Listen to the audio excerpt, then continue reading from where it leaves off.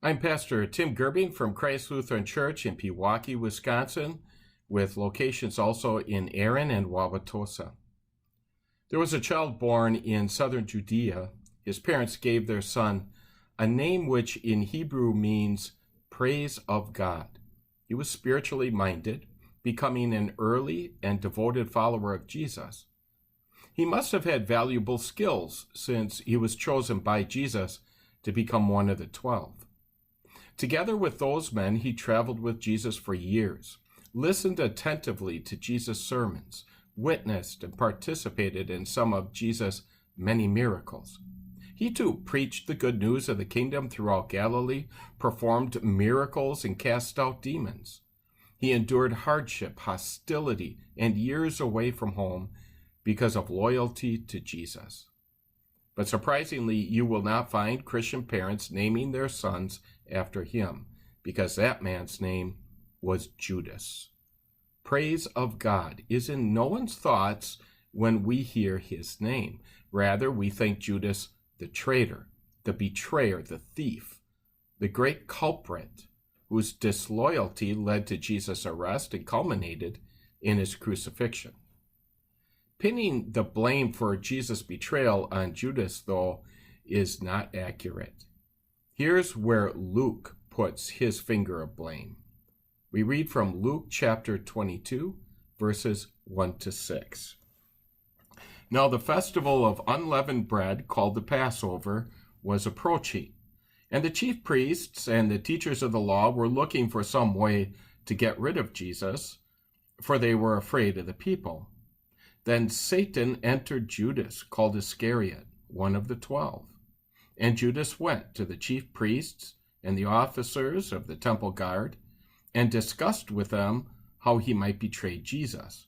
They were delighted and agreed to give him money. He consented and watched for an opportunity to hand Jesus over to them when no crowd was present. Jesus began his ministry in the wilderness, going 40 days without food to endure severe temptation by Satan. Satan had one goal: overcome Jesus by leading him to sin. And then Jesus' ministry would immediately fail, and God's one and only plan to save the world from sin would fail with it. Jesus resisted Satan's temptations, but Satan did not give up. He saw an opportunity in Judas. Judas had toyed with sin. He was greedy. He had his own ideas about the kind of kingdom Jesus should establish. He loved his country Israel, and he hoped Jesus would make it a glorious and powerful kingdom. And of course, Judas would be a part of it. We love our country. We want it to prosper. We enjoy its power and influence in the world. Americans are set apart in many ways from other nations, and we derive great benefit from it. Jesus loved his country too, but his love extended far beyond it. His saving work was not meant for one nation or people. It was for all people, regardless of the nation they belonged to or the group they descended from. Judas lost sight of that. Or maybe he understood eventually what Jesus' kingdom was all about and it didn't suit him. Whatever the case, Satan took advantage of Judas's misplaced faith. Judas's betrayal was not unforgivable.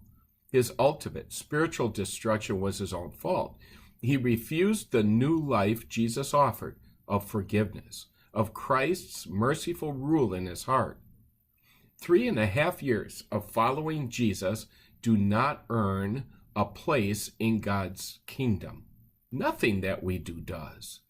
Jesus earns it for us. Don't allow yourselves to be deceived like Judas.